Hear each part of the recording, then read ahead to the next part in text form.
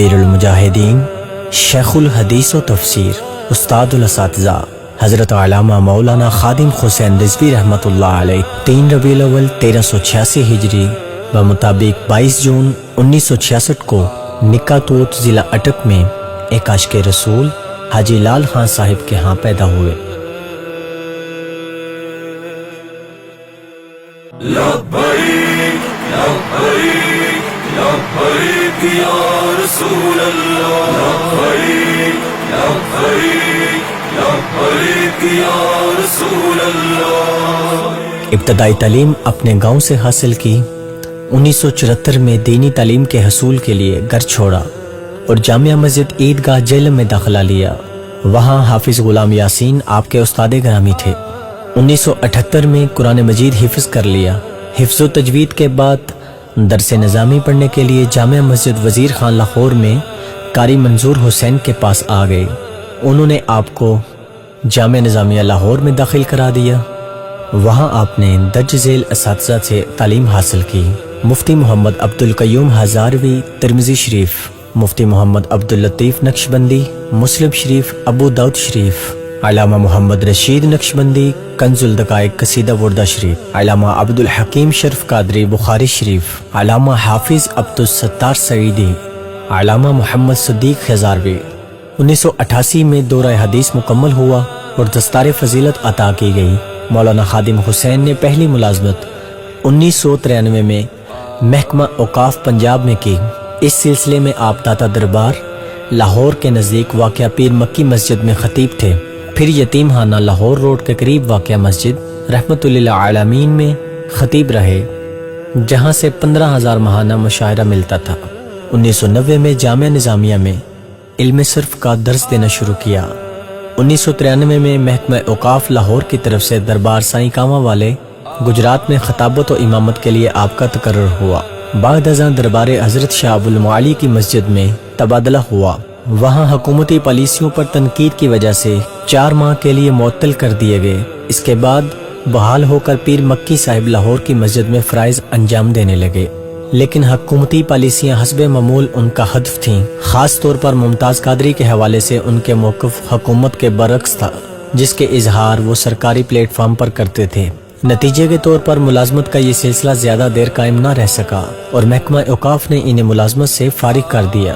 ممتاز قادری رہائی تحریک کے محرک اور سرپرست اعلیٰ رہے۔ تحریک فدایان ختم نبوت کے امیر رہے۔ ان کا سیاست میں آنے کا سبب ممتاز قادری کی سزائے موت ہے۔ ممتاز قادری کی سزا کے بعد تحریک لبیک یا رسول اللہ صلی اللہ تعالی علیہ وآلہ وسلم کے سرپرست اعلیٰ رہے۔ لبیک یا رسول اللہ، لبیک یا رسول اللہ، لبیک یا رسول اللہ،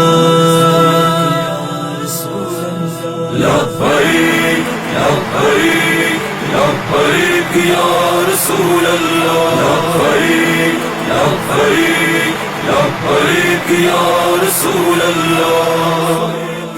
ان پر 2016 میں توہین مذہب کے قانون کے حق میں ریلی نکالنے پر لاٹھی چارج کیا گیا اور انہیں گرفتار کر کے جیل بھیج دیا گیا تھا۔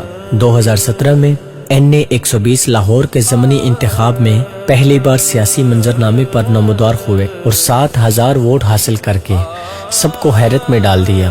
NA 4 پشاور کے ضمنی الیکشن میں تقریباً 10,000 ووٹ حاصل کیے۔ لودھرا کے الیکشن میں بھی ان کی تنظیم کو 11,000 کے قریب ووٹ پڑے۔ 2017 میں نواز شریف حکومت نے ایک بار پارلیمانی بل میں حکومت کی طرف سے قانون ختم نبوت کی ایک شق میں الفاظ بدل دیے، جس پر ہر طرف سے صدائے احتجاج بلند ہوئی۔ خادم حسین رضوی نے بیانات کی بجائے عملی قدم اٹھایا اور نومبر 2017 میں فیض آباد انٹرچینج پر کئی دن تک دھرنا دیا، جس کی وجہ سے وزیر قانون زاہد حامد کو استعفیٰ دینا پڑا۔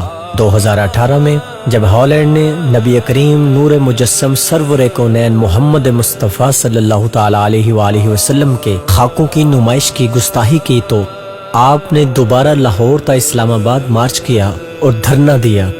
لبیک یا رسول اللہ، لبیک یا رسول اللہ،